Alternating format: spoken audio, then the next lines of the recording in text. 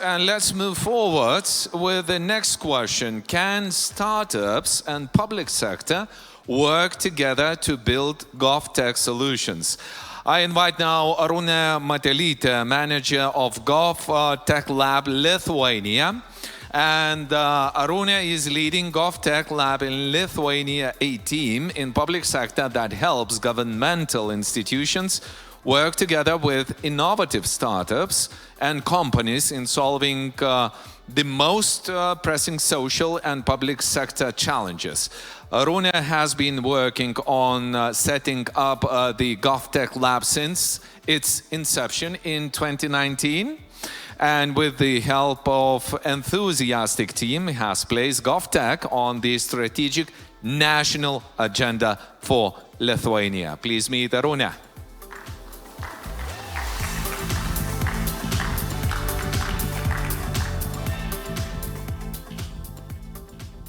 So thank you for having me here. And today I'll talk about two different worlds, and if these two different worlds, public sector and startups, can actually work together to innovate the government. And I'm not going to share about any project management toolkits or theories, but I'll discuss our team's GovTech Lab's experience and how we try to make these very unusual partnerships work. So over the last decade, startups with their fancy technologies, digital apps, and so on, has disrupted various parts of the economy, from banking to shopping to transport. And the all-corporate way of doing things, of serving the customers, is no longer enough for the most of us. And around 5 years ago, in 2017, 2018, the conversation started to happen, what if we could use this disruptive digital technology to also change how the government works? And startups, investors, accelerators, governments started to notice this new emerging concept called GovTech.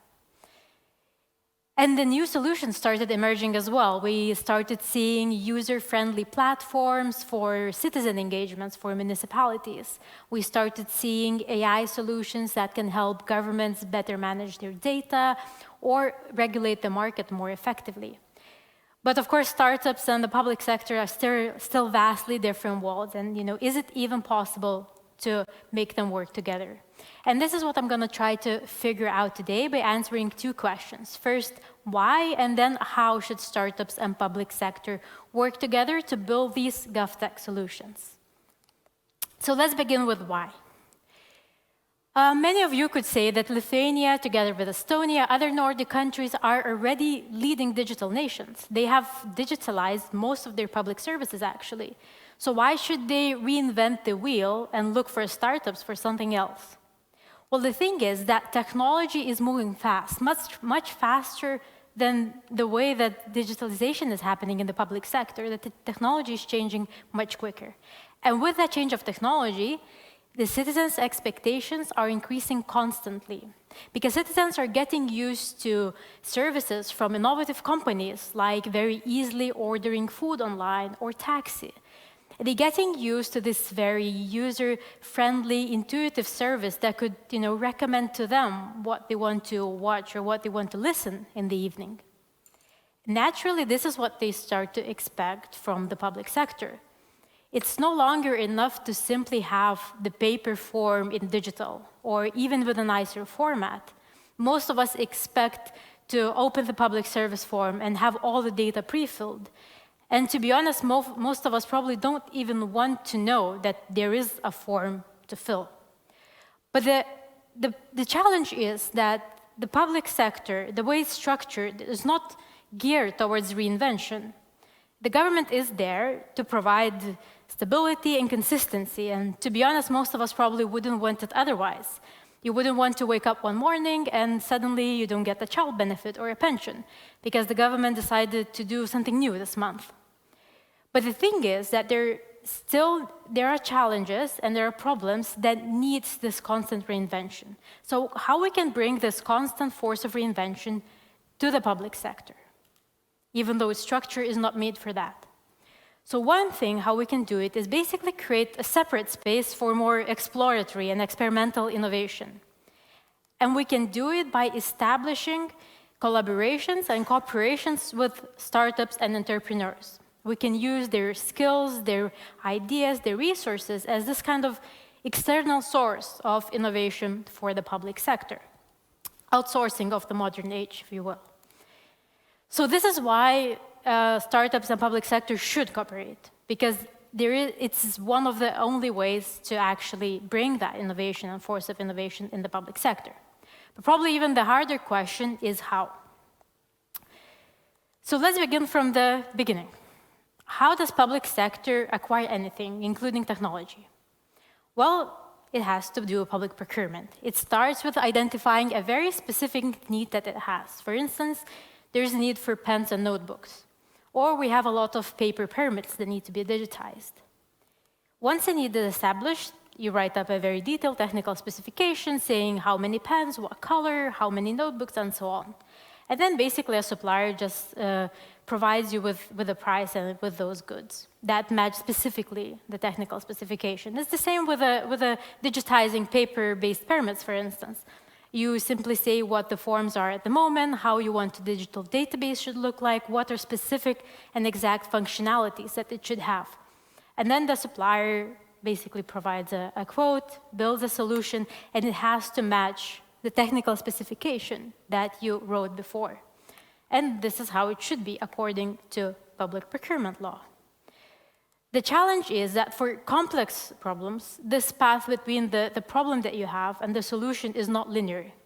Imagine if you have 1 million of paper-based permits that are all written in hand by different handwriting in different color and in different language, and then there's no specific format. There's no one and single format. And then you also don't have enough money to employ hundreds of people to basically digitize them. What do you do then? You cannot simply write up how you want to solve this because you cannot spend as much money as you want. So you need to think creatively. You need to think outside the box. You need to try and test different things before you actually spend money and procure something.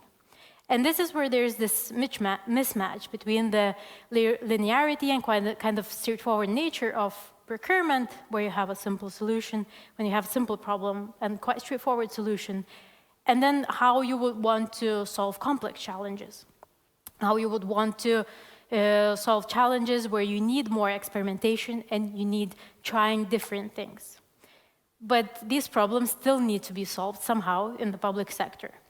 So here in Lithuania, we, GovTech Lab, try to create a process that, at least in a way, matches this search for solutions for more complex problems. This is what we started with. First, we decided to redefine that instead of a problem that public sector has internally, we want to formulate as a challenge to the market, to show it more openly to everyone. The second, what we try to do is that we understand that for the problems where you need innovative solutions, the solution will not come quick. Innovation requires time and resources. So we changed the end goal into having actually innovative pilot. Because if you have a pilot, if you can test some of your hypotheses and assumptions, you already get a certain amount of answers. And then maybe you can even follow a traditional way of procuring, traditional way of solving problems in the public sector. And then we try to make this process a bit less complex, a bit more structured, and basically this is how the GovTech Challenge series was born. This is a process that helps public sector organizations move from having this complex challenge into having innovative pilot by engaging strategically startups and innovative companies all the way throughout this process. So it's basically a 6+ month process that at once in one batch tries to solve around 10 challenges, and it is consisting of 4 stages. So we begin with a call for public sector for their challenges. We select challenges that would require out-of-the-box solutions, that would actually be interesting to startups and companies, and ideally that could be replicable in other countries. We then select the challenges and help them redefine and write it up in the way that normal people can understand, not just the procurement. And we open the call to the market, looking for startups, companies, teams that usually don't want to participate in the public procurement as something of a foreign word to them, to invite and submit their teams, their ideas, or maybe they already have a solution for the challenge that public sector has. We organize pitch days that are usually more suitable or more often seen in accelerators and not in the public sector procurement. Once we select the team that actually wants to help and has great ideas, we move to the third stage, which is the most important one, the pilot development. In one team, we put together the challenge owner, public sector institution, and then the challenge solver, the company or a startup. And we basically, as a team, we facilitate the co-creation of this pilot. And this facilitation happens in different ways. So in some iterations of this process, we had very structured, like a process and program with workshops and so on. Other times, we try different approaches, like having more shared values and just some checkpoints.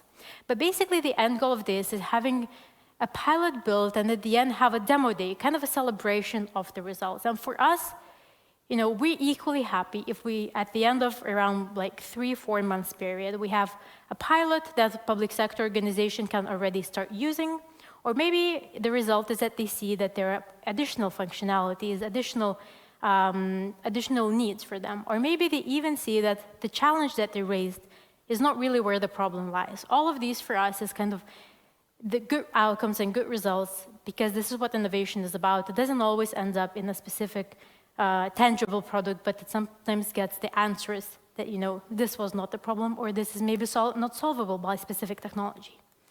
After the demo day, then it's the stage 4, implementation, which is everything up to the public sector institutions. It's up to them to decide how they're going to implement it, if they're going to procure it, move it further, and so on.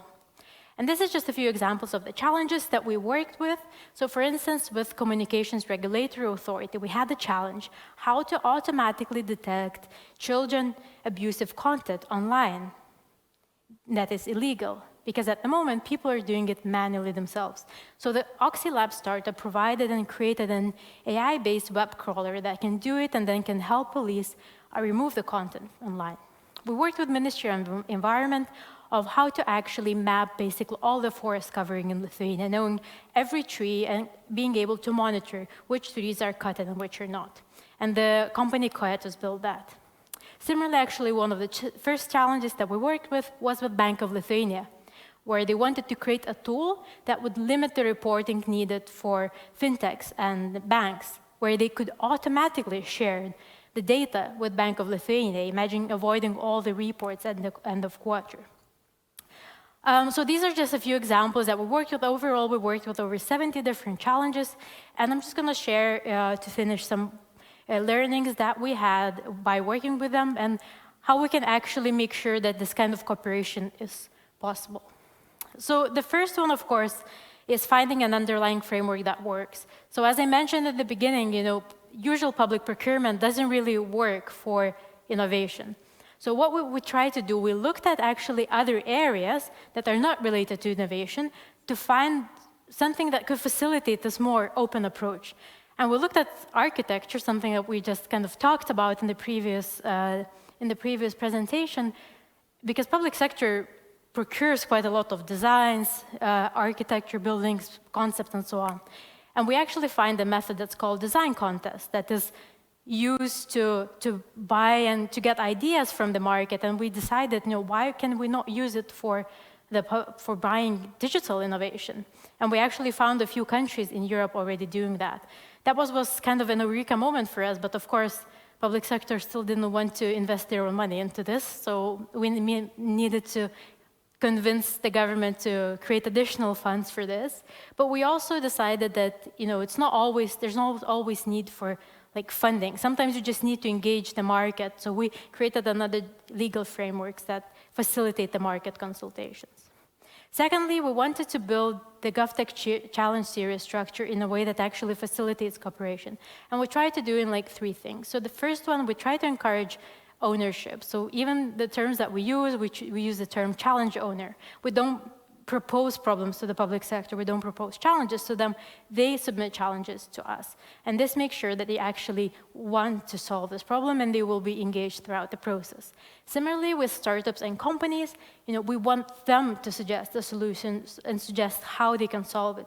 So they don't expect, and if they win the contract, they will be just told what to do. They will be told all the instructions, but they actually have to put their ideas out there as well. Secondly, what we try to do is actually, it's a very fancy word, co-creation, but we try to encourage that as much as possible. And we try to do that through kind of making sure that they feel as a one team and not as someone who's like just contractor and supplier. And we try to have as many possible kind of team-forming workshops, making sure that the startup and the company, they just feel like they're part of a team, but they have different roles. But all of their goal is to have the innovative product at the end. And finally, we believe that what really encourages more cooperation is just openness throughout the project. Sometimes it's not very common within public sector, or especially if it's something related to public procurement, to publish everything as much as possible and also share every detail, even something that doesn't work. But because of the legal framework that we have, we can change throughout the process of what we're looking for. We can actually share it. And that's why we organize demo days and community events, because we want both public sector and startup share what they built in that kind of period of time, what worked, what didn't, making sure that other organizations kind of engage in the process as well. And finally, the last one is that every process has to, every challenge, every problem had to, if you want to solve it, they have to fit the process. And it's the same with any principles of experimentation or agile methodologies and so on. You can use the principles of it in your life, but you not necessarily have to use every method and every toolkit at every point of your day. And for this, we saw that because the process and the GovTech Challenge series become quite well known in the public sector, every organization that had very simple digitalization challenge, they have a process that they need to be digitized, they wanted to be part of it. But we knew that for them, the problem is not a lot of people sitting together for 6 months coming up with creative solutions, but someone just paying that developer to build the tool. And we knew that, and we had cases where they still were convinced that they want to participate, and in the end, of course, they were not happy because they could have spent a few months of actually building the solution, but the process was aimed for actually coming up with various different solutions, alternatives, and so on, and they were frustrated and probably wouldn't want to participate again. But luckily, they acknowledged that themselves, that maybe it was just a wrong challenge. And we see it very often where people confuse the kind of simple digitalization where you know what you want to do, you just need tools and hands to do that, versus search for innovation, search for innovative solutions, because it takes time. And these 6 months of the GovTech Challenge series, sometimes it produces, it just answers how the solution might look like, but not necessarily something tangible.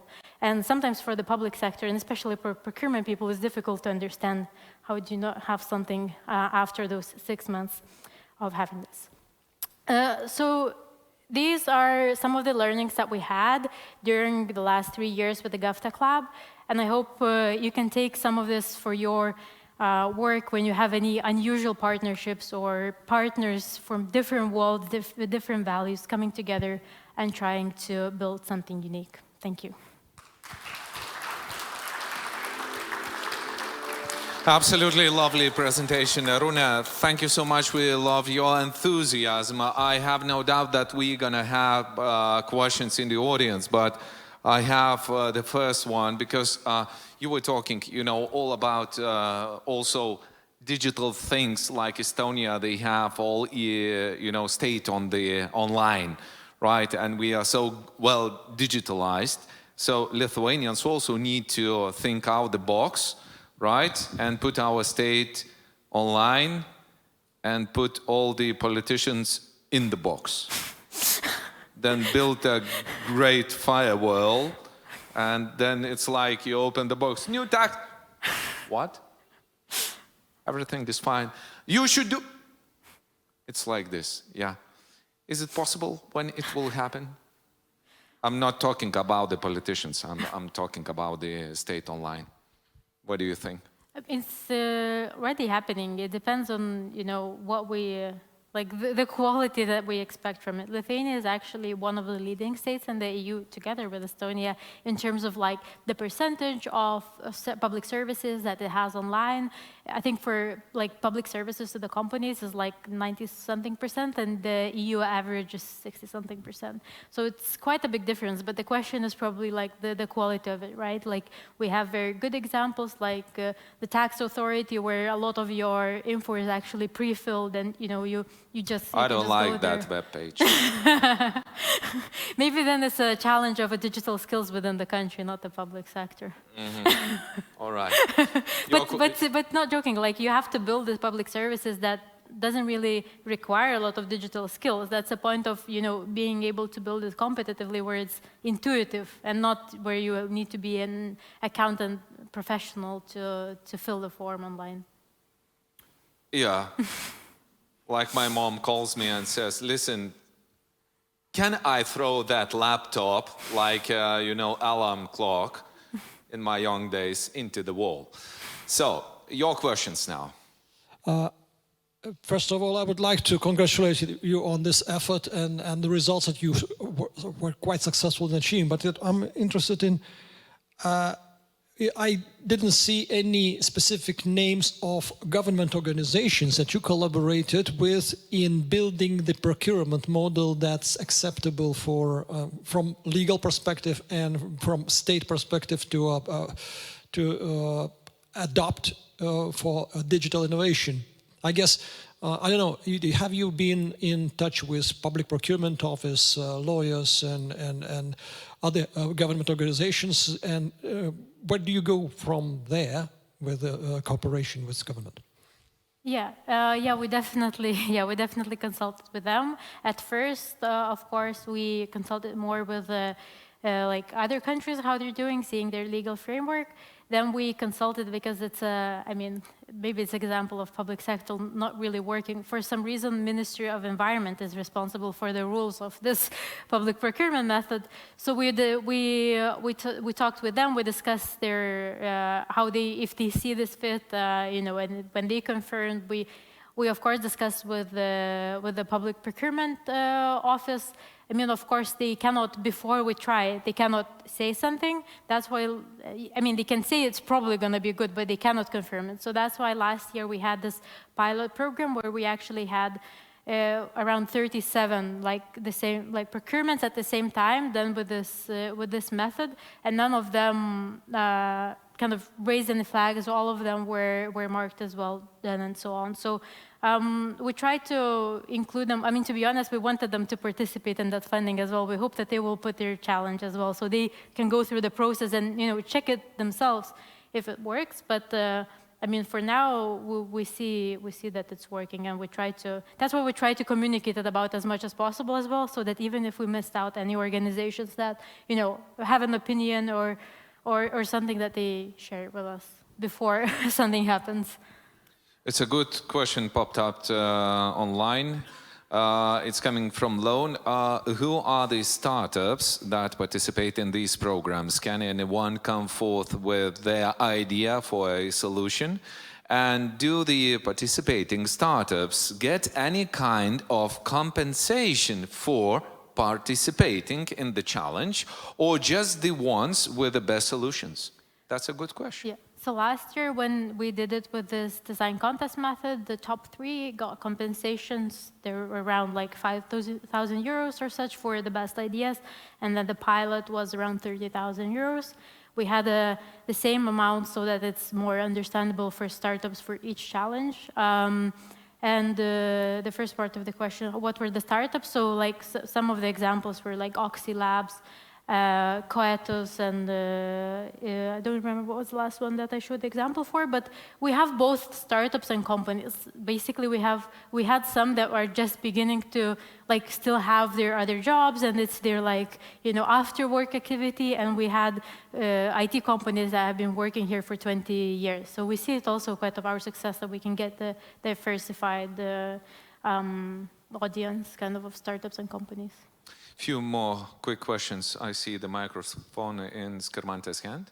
Would you like to say? Yeah, thank you very much. It's really inspiring. I'm happy that our country, my country, is going to that direction. But could you tell more about GovTech? Who came with this idea? Is it only in Lithuania or a bit wider? So just more to praise yourself. Yeah. So I think in 2018, me and a few of my colleagues were actually came back after living abroad, came back to Lithuania, and we're part of this program called Create Lithuania, and you basically spent a year in the public sector. And while we were there and we were doing a bit different projects about data, digital government, we actually kind of, we wanted to do not just like usual project, we wanted to come up with something unique, and we started looking what other countries have. None of them had like this specific GovTech Lab, but there were a few examples, trying to mimic the corporate innovation, trying to mimic in the public sector. And this is where we kind of took the inspiration from, and we basically, just seeing that the GovTech as a term, government technologies was increasingly more popular. We decided we need to try this in Lithuania. I remember at the time we pitched it to the Vice Minister of Economy and Innovation, the idea of actually building the GovTech Lab, and we ended the presentation with the aim for the sky, settle for the treetop, because I thought that no one might want to commit to this experiment, but they did, and 3 years on we're still here. So, last quick question from Gaurav. How do we handle the challenges of bureaucracy in government and public sector to seamlessly implement tech and manage resistance? So we manage resistance by actually, making the public sector submit the challenge to us. So it means that they already want to do it, so that's a plus. And for bureaucracy, I mean, a lot of bureaucracy is not written in the rules or in the laws. It's more in the ways that we used to do things. So if we find different procurement methods, if we actually public sector doesn't need to buy everything for the lowest price. It's not the law. You can use other methods. It's just because everyone is afraid that then someone will say that it's corruption, so that's why they don't do it. So you just, find what are actually the laws and the rules, and what is just the habit of doing things, but not necessarily effective habit. Yeah, but I know how to kill bureaucracy with another bureaucracy. Yeah, thank you so much, Arūnė Matelytė.